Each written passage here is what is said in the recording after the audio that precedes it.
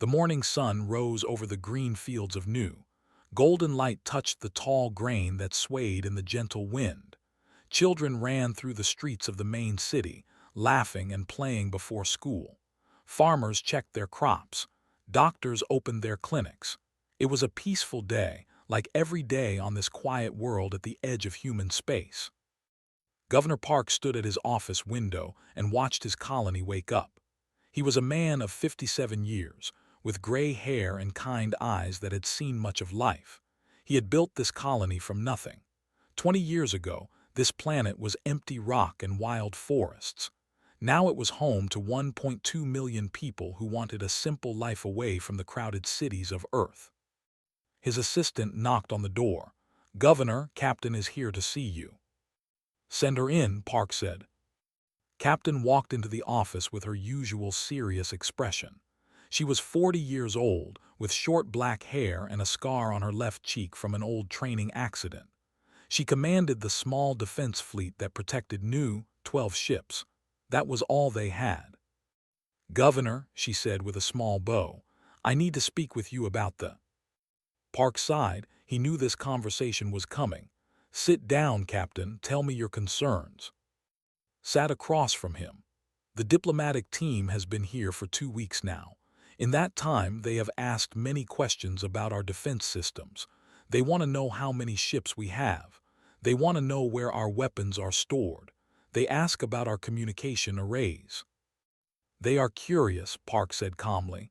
"We are a new species to them. They want to understand us." "With respect, sir, they are not curious. They are gathering information, military information." Leaned forward. "I have been a soldier for 20 years. I know when someone is planning an attack." Park shook his head. "They are a proud species, yes. They are warriors, but they have shown no hostility toward us.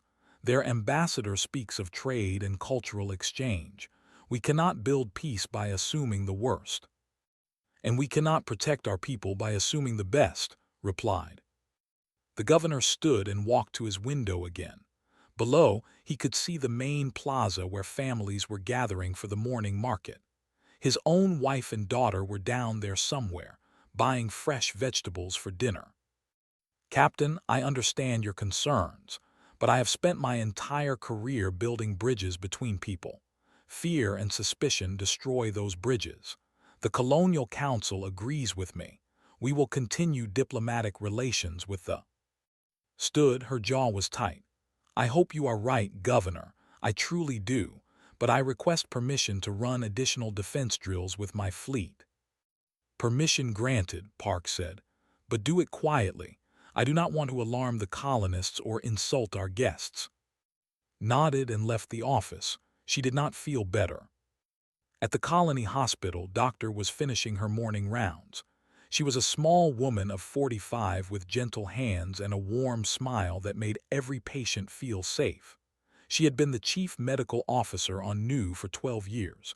She had delivered thousands of bobbies. She had saved countless lives. The colonists loved her. "Doctor," a young nurse ran up to her. "The visitors are asking for a tour of the hospital. They want to learn about human medicine." Smiled, "Of course, I would be happy to show them around." There were tall beings, nearly 7 feet, with gray skin and 4 arms. Their eyes were black and showed no emotion. Their ambassador, a male named, walked beside as she explained the hospital. "This is our surgery ward," she said. "We can perform most operations here. For more serious cases, we send patients to the orbital station." Looked around the room. His black eyes studied everything. "Your medical technology is impressive," he said. His voice was deep and cold. "Humans value life greatly." "We do," said proudly. "Every life is precious to us." "Interesting," said. He did not explain what he meant.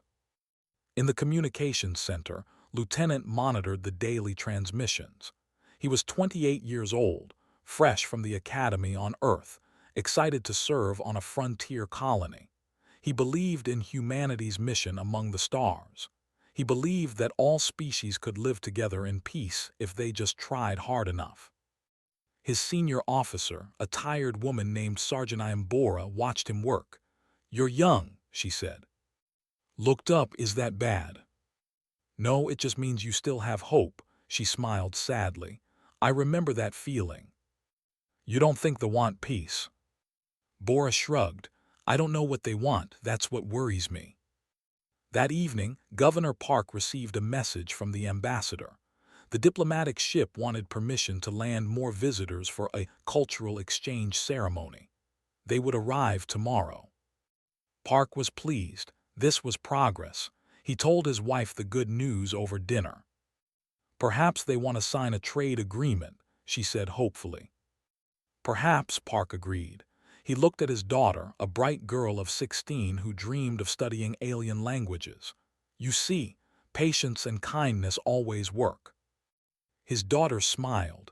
"I want to meet them, father. I want to learn their language." "Maybe soon," Park said. "Maybe very soon."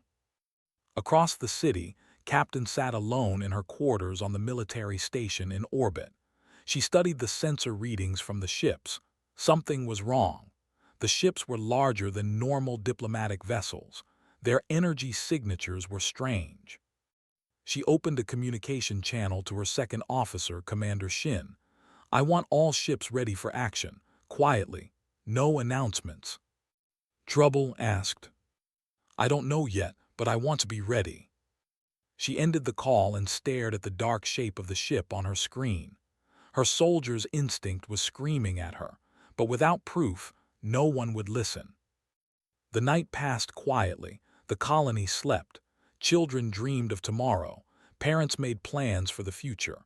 The stars shone peacefully above the green fields of New. None of them knew that tomorrow would be the last normal day of their lives. None of them knew that they were not bringing diplomats. They were bringing an army.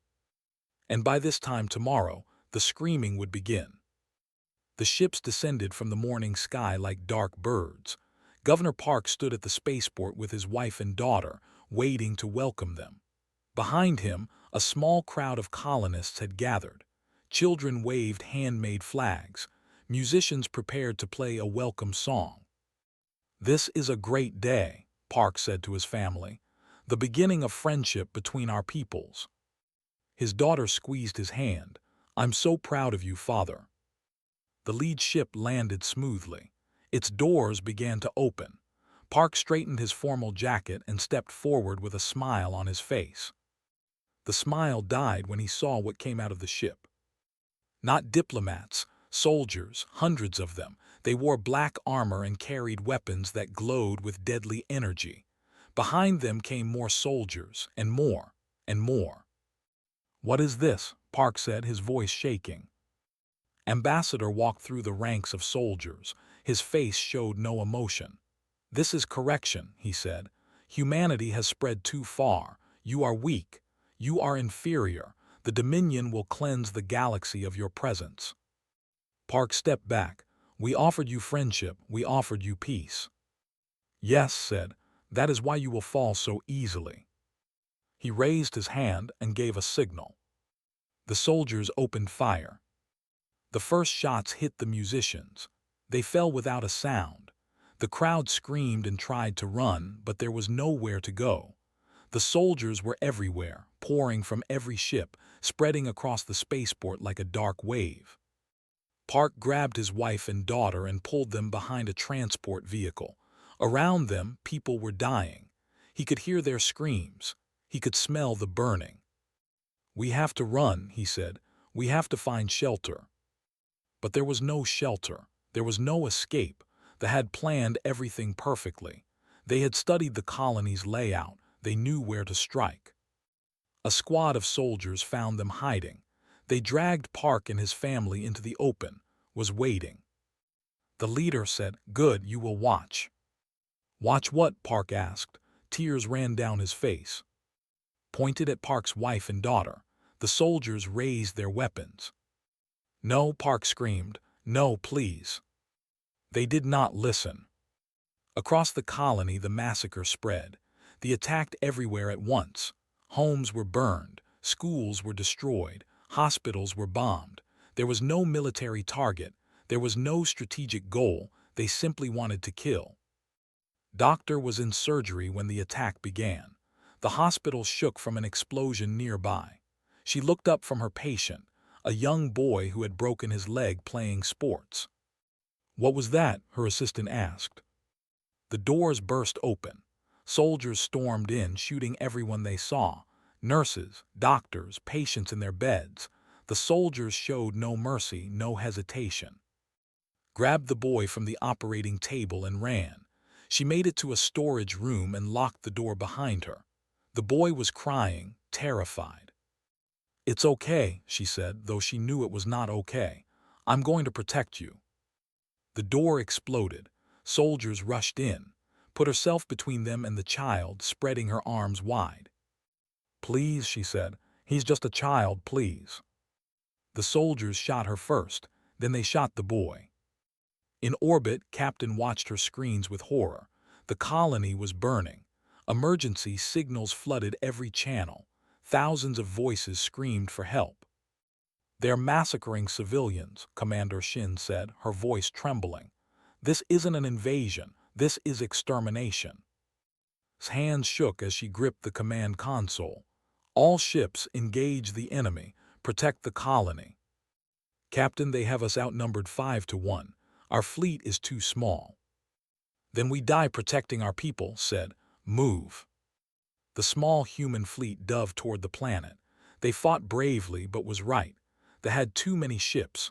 One by one, the human vessels fell. On the surface, Lieutenant ran through the burning streets toward the communications center. He had to send a message to Earth. He had to tell them what was happening. Bodies lay everywhere. Some were soldiers who had tried to fight. Most were civilians, men, women, children, families still holding hands, wanted to stop and help them, but he knew there was no help to give. They were gone. The communications center was damaged but still working. Climbed over the rubble and found a working terminal. His hands flew across the controls. "Earth, this is new colony. We are under attack by the Dominion. This is not a military action. This is genocide. They are killing everyone. Civilians, children, everyone." He uploaded the footage from the city cameras. Earth needed to see. Earth needed to know.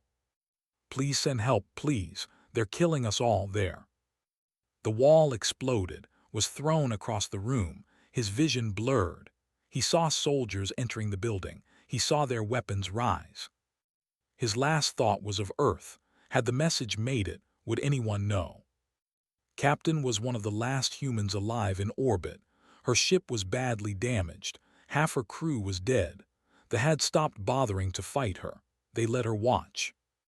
On her screen, she saw the colony burning. The beautiful green fields were black. The cities were rubble. The spaceport where she had argued with Governor Park yesterday was now a graveyard. "Captain," said weakly. She was injured, bleeding from a wound on her head. "We have to leave. We have to tell Earth." Couldn't move, couldn't look away. "Captain, please." Finally turned. Her face was empty. Something inside her had broken. "Gather survivors," she said. Her voice was flat, dead. "Any ship that can fly, we're leaving." They found roughly 3,000 colonists who had escaped on transport ships during the chaos. 3,000 out of 1.2 million, less than 1%. As the surviving ships fled toward Earth, the broadcast a message on all human communication channels. It was footage of the massacre, bodies, fire, screaming. And then Ambassador's voice. "This is what happens to species who believe they are equal to the. Humanity will submit or humanity will die. You have 30 days." Watched the burning planet shrink on her screen. She thought of Governor Park, who had believed in peace. She thought of Doctor, who had believed every life was precious. She thought of Lieutenant, who had believed all species could live together. They were all dead now. Their beliefs had not saved them. Commander stood beside her captain. "What do we tell Earth?" Was silent for a long moment. When she spoke, her voice was a whisper. "Everything, we tell them everything. We show them every body, every burned home, every murdered child." And then looked at Her eyes were empty of everything except one thing: rage. And then we make them pay. Not for justice, not for territory, for blood. Every drop of blood they spilled, we will take back 1,000-fold. The ships flew toward Earth. Behind them, Nu was silent. 1.2 million people had lived there yesterday. Now there was only ash and bodies and the wind blowing through empty streets. The thought they had shown humanity their weakness. They thought they had broken humanity's spirit. They were wrong. They had awakened something far worse. The survivor ships reached Earth 3 weeks after the massacre. They entered orbit above the blue planet, damaged, and from their escape. The people inside had not slept well since Nu. Every time they closed their eyes, they saw fire. They heard screaming. They remembered the faces of the dead. Captain was the first to step off her ship. She looked thin and tired. Her uniform was torn and dirty, but her eyes burned with something that made the receiving officers step back. "Take me to the council," she said. "Now." The United Earth Council met in the Great Hall, a massive building in the capital city. Representatives from every nation on Earth sat in a circle, facing a central platform. These were the leaders of humanity. They made decisions for billions of people across dozens of colony worlds. Today, they would make the most important decision in human history. Captain walked to the center platform. She carried a small device in her hand. Her boots echoed in the silent hall. Every eye was on her. "My name is," she said. "I was the commander of the defense fleet at New Colony. 3 weeks ago, the Dominion attacked our world. Not our military, our civilians. They murdered 1.2 million people. Men, women, children, families." She paused. Her voice was steady, but her hands shook slightly. "I have brought footage. I think you should see it." She activated the device. Holographic screens appeared around the hall, showing the recording from Nu. The council watched in silence. They saw the ships landing. They saw the soldiers emerging. They saw the first shots hit the crowd at the spaceport. They saw Governor Park dragged before Ambassador, forced to watch his family die. They saw the hospital bombed. They saw a doctor shot while protecting a child. They saw streets filled with bodies. They saw homes burning. They saw children running and falling. They heard the screaming. Some council members turned away. Some covered their eyes. Several left their seats and vomited on the floor. Others sat frozen, tears streaming down their faces. In the front row, Admiral watched without moving. He was 70 years old, the supreme commander of Earth's military forces. His face was like stone, but his hands gripped his chair so tightly that the wood cracked. His daughter had lived on Nu. His had lived on Nu. He had spoken to them the day before the attack. His granddaughter had shown him a drawing she made in school. They were all dead now. The footage ended. The hall was silent except for the sound of crying. Captain spoke again. "They have sent their demands. They want our complete surrender. They want 12 of our colony worlds. They want human populations to serve them as slaves. They have given us 30 days to accept." The silence continued. Then Counselor Iam stood. She was 60 years old, once the strongest voice for peaceful expansion in human history. She had spent her entire career arguing for diplomacy over conflict, for understanding over fear. Many called her the mother of human-alien relations. Now she walked slowly to the central platform, her face pale and her movements stiff. "I have spent 40 years," she said, "telling humanity that we must approach the galaxy with open hands. I have said that every species deserves respect. I have said that violence only creates more violence." She paused and looked at the blank screens where the footage had played. "I was wrong." The council stirred. People looked at each other in surprise. "What happened on Nu was not war," continued. "War has rules. War has purpose. This was slaughter. This was a message from that human lives mean nothing, that our children are toys for them to break." Her voice grew stronger. Anger replaced her calm. For 200 years, we have extended our hand in friendship to every species we encountered. We believed civility was strength. We believed mercy was virtue. We believed that if we were kind enough, patient enough, understanding enough, the galaxy would accept us. She turned to face the full council. They murdered 1.2 million of our people, children, doctors, farmers, families, and they demand we bow to them. His eyes were cold now, her voice was ice. No more civility. The words hung in the air like a curse. I call for a vote, said, not for measured response, not for negotiation, not for sanctions or diplomatic pressure. I call for total war. I call for the complete destruction of the Dominion, every ship, every base, every world they hold. I call for annihilation. The hall erupted. Some council members shouted in agreement, others protested. The noise was deafening. Admiral stood. The room fell silent immediately. Everyone knew who he was. Everyone respected him. Everyone feared him. The council will vote, he said. His voice was calm but carried a weight that silenced all argument.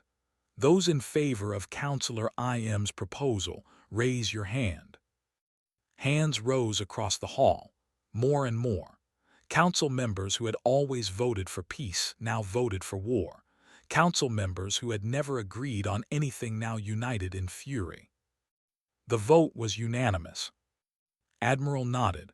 Then it is decided. I will assume complete military authority. All restrictions are lifted. All weapons are authorized. He looked at Captain.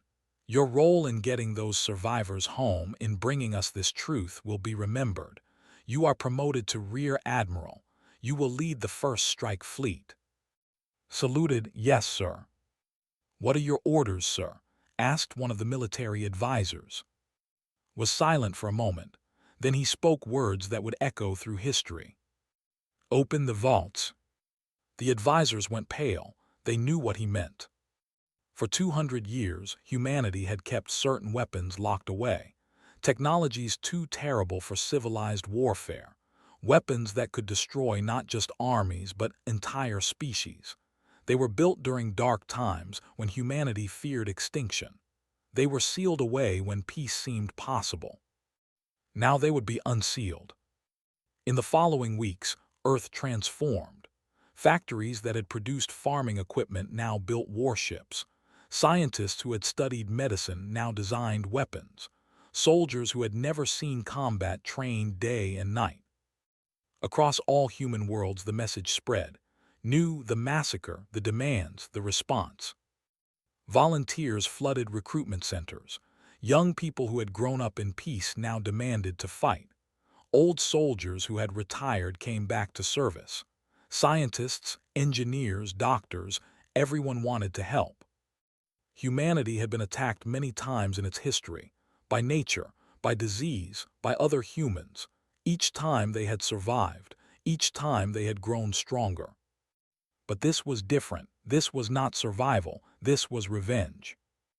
Admiral sat alone in his office late one night. On his desk was a photograph of his daughter and taken a month before the attack. They were smiling, happy, alive. He picked up the photograph and looked at it for a long time. I will burn their worlds, he said quietly to the empty room. I will destroy everything they love. I will make them feel what you felt in your last moments. He put the photograph down and turned to his computer. Plans, strategies, targets, the thought they had 30 days. They were wrong. They had far less. And when the human fleet arrived at their borders, they would understand their mistake. They thought they had conquered a weak species. They had awoken a monster. Deep beneath the mountains of Earth, in facilities that had been sealed for generations, the vaults opened for the first time in 200 years. Soldiers in protective suits walked through dusty corridors, their footsteps echoing in the darkness. Emergency lights flickered on, revealing weapons that humanity had prayed they would never need. Admiral walked through the largest vault, his face grim. Beside him was Dr. No, the chief weapons researcher assigned to prepare these technologies for war. Project, she said, pointing to rows of dormant drones. Autonomous killing machines.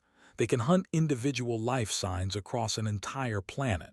Once released, they do not stop until every target is dead. Nodded, what else? They moved to another section. The Silence Protocol. Biological agents designed to target specific alien species. It would attack their respiratory systems. Death within hours. And the gravity lances led him to a massive weapon system. Ship-mounted, they create focused gravitational waves that can crack a planet's crust. One shot can trigger extinction-level earthquakes. Studied the weapon. How long to make everything operational? 60 days, maybe less if we work around the clock. You have 40. Nodded, she did not argue. No one argued with the Admiral anymore. Across human space, the war machine awakened. Shipyards that had built exploration vessels now produced warships. Mining colonies extracted resources at dangerous speeds. Training facilities ran 24 hours a day, turning civilians into soldiers. Rear Admiral oversaw the construction of the strike fleet. She had not slept more than 3 hours a night since noon. Her officers worried about her. She had stopped eating regular meals. She had stopped talking about anything except the war. Commander Shin found her alone in the observation deck, staring at the growing fleet. Said softly, "You need to rest." "I'll rest when they're dead." All of them. Turned, her eyes were hollow, haunted. Every single one, every soldier, every commander, every citizen who cheered when they saw the footage of our people burning. Was silent for a moment. That's not justice, that's genocide. They started it, his voice was flat. They showed us what they are, now we show them what we become. On a training base far from Earth, Sergeant Major O prepared the new shock troops. He was 60 years old, pulled from retirement the day after the council vote. He had fought in 3 border conflicts during his career. He had seen death. He had caused death. But this was different. The young soldiers before him were not being trained for normal war. They were being trained to be monsters. The "Do not surrender" shouted as they ran through combat drills. They do not retreat. They believe dying in battle is an honor. We will give them that honor. We will send every last one of them to meet their gods. A young soldier raised her hand. "Sir, what about civilians? What about non-combatants?" Was silent for a moment. He thought about the footage from New, the children, the hospitals, the families holding hands as they died. They did not ask that question when they landed on New, he said finally. Neither will we. The young soldier lowered her hand. Her face was uncertain, but she did not protest. Dr. No worked 18-hour days in her laboratory. She perfected the silence protocol, testing it on captured tissue samples. She watched the cells die, dissolving in seconds as the biological agent did its work. Late one night, her assistant found her crying in the break room. "Dr. No, are you okay?" Wiped her eyes. "I used to be a doctor, I used to heal people. I took an oath to do no harm. This is different, this is war." "Is it?" Looked at her hands. "I'm designing a weapon that will kill millions. Not soldiers, not combatants. Millions of living beings who had nothing to do with the attack." Her assistant sat beside her. "They killed our people, our children." "I know, that's why I keep working." Took a deep breath. "But I wonder when this is over, who will I be? What will any of us be?" She did not find an answer. 60 days after the council vote, the human fleet was ready. 2,000 warships gathered at the edge of human space. They carried weapons that could break worlds. They carried soldiers trained to show no mercy. Rear Admiral stood on the bridge of her flagship, the Vengeance. She wore a new uniform, clean and pressed, but her eyes were the same as they had been since new, empty except for rage. "All ships report ready," Commander announced. Nodded, she opened a communication channel to the fleet. This is Admiral. 3 months ago, the Dominion murdered 1.2 million of our people. They killed our children. They burned our homes. They laughed while they did it. Her voice hardened. We did not start this war, but we will end it. We will end the Dominion. We will end every soldier, every ship, every world they hold. We will make them understand that the price of human blood is too high to pay. She paused. They gave us 30 days to surrender. Their 30 days ended long ago. Now our time begins. The fleet jumped to faster-than-light speed. Stars blurred around them. They were heading to the First World, a military outpost on the border of their territory. They were waiting. They had expected humanity to come begging, not fighting, but they were not worried. They had defeated many species before. They believed humans were weak. They were about to learn how wrong they were. The human fleet emerged from faster-than-light travel above the world. The defense fleet moved to intercept, confident in their superior numbers and experience. Did not try to negotiate. She did not broadcast warnings.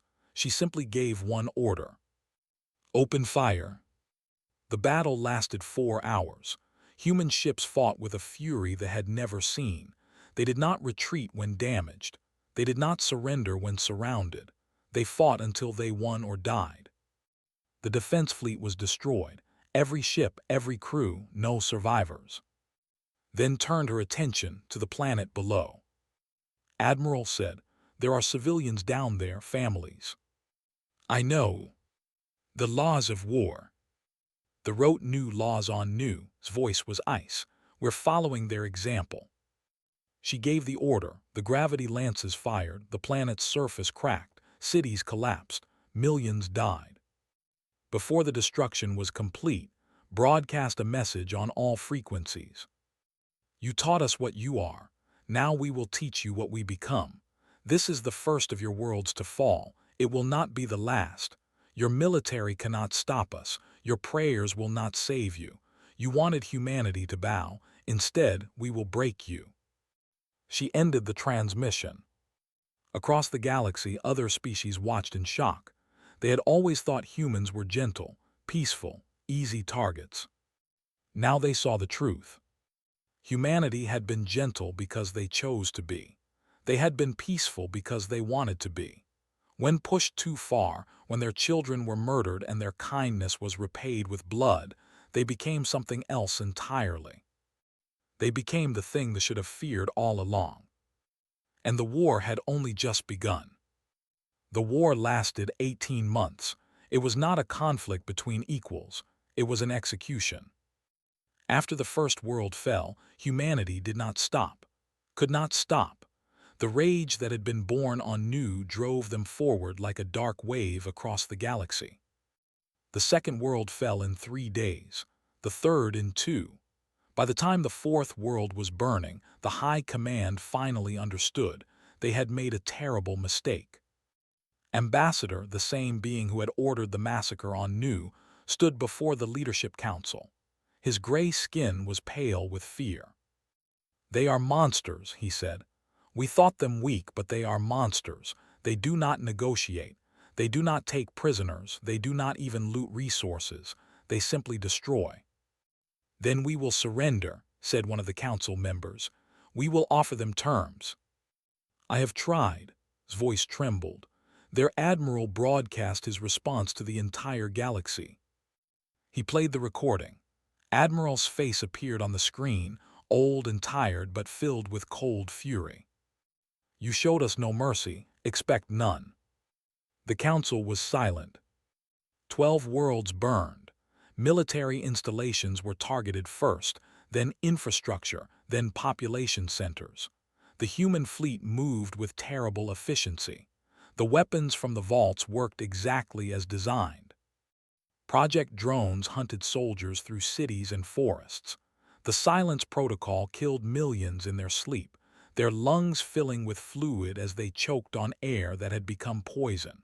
Gravity lances cracked continents. Commander Shin led the ground assault on Prime, the capital world of the Dominion. She had been a tactical genius before the war. Now she was something else, something harder. Her soldiers fought through the ruined streets of the capital. The enemy defenders were brave, but they were overwhelmed. One by one, their positions fell. Planted the United Earth flag in the ashes of the government building. She looked around at the destruction, bodies everywhere, buildings collapsed, fires burning. "Is this what victory looks like?" asked one of her lieutenants. "This is what survival looks like," replied. "This is what happens to those who threaten our people. This is the price of human blood." On the bridge of the Vengeance, Rear Admiral watched the final military base burn on her screens. The war was effectively over. The Dominion was destroyed. Their military was gone. Their government was gone. Their civilization was gone. Some survived, scattered on barren moons and worthless asteroids. They would never threaten anyone again. They would never build another fleet. They would never slaughter another colony. Commander returned to the ship after the final ground operation. She found alone in the observation deck, staring at nothing. "It's over," said. Did not respond. "We won, it's over." "Is it enough?" asked. Her voice was empty, hollow. Stood beside her old friend. "What do you mean?" "All the worlds, all their soldiers, all their people." His hands shook slightly. "It will never bring back Doctor. It will never bring back Lieutenant. It will never bring back the 1.2 million people we buried in the ashes of Nu." Was silent for a moment. "No, it won't." "Then what was the point?" "The point was to make sure it never happens again. The point was to show the galaxy that human lives are not cheap, that we will not bow, that we will protect our own at any cost." Closed her eyes. "At any cost," she repeated. The human fleet returned home slowly. There were no celebrations, no parades. The soldiers who had fought were changed. They had done things they could never forget. They had become things they never wanted to be. Admiral resigned his command 1 week after the war ended. He gave no explanation. He simply walked away from everything he had built and retired to a small house in the mountains, far from any city. Dr. No destroyed all her notes on the silence protocol. She burned the research, deleted the files, and made sure no one could ever recreate the weapon. Then she left the military and spent the rest of her life working in a hospital, healing instead of killing. Sergeant Major O opened a school for war orphans, children who had lost their parents in the conflict, both human and otherwise. He taught them history and literature and art. He never spoke about the war. On Earth, a memorial was built for Nu, a wall of black stone 50 meters tall and 100 meters wide, covered with names. 1.2 million names. Governor Park, Doctor, Lieutenant, thousands of children, thousands of elderly, thousands of families. Admiral came to the dedication ceremony. He stood in the crowd, wearing civilian clothes, his face aged and worn. A young military cadet recognized him and approached nervously. "Sir Admiral." Looked at the young man. He was perhaps 19, barely old enough to serve. He had probably never seen combat. "Yes." "Sir, I wanted to ask you something. I've studied the war in school. I know what we did. I know why we did it." The cadet hesitated. "But was it worth it, what we became?" Turned back to the memorial. He looked at the endless names carved in stone. He thought of his daughter. The drawing his granddaughter had shown him, now lost forever. "We didn't become this," he said quietly. "They made us this. They looked at our kindness and saw weakness. They looked at our mercy and saw opportunity. They thought they could murder our people and we would do nothing." He paused. "They were wrong, and now every species in the galaxy knows they were wrong. They know that humanity prefers peace. We extend friendship to everyone we meet. We want to trade, to learn, to grow together." His voice hardened. "But they also know what happens if they cross the line, if they harm our children, if they think our kindness means they can slaughter us without consequence." He looked at the cadet. That is what we bought with this war. Not vengeance, not glory, safety.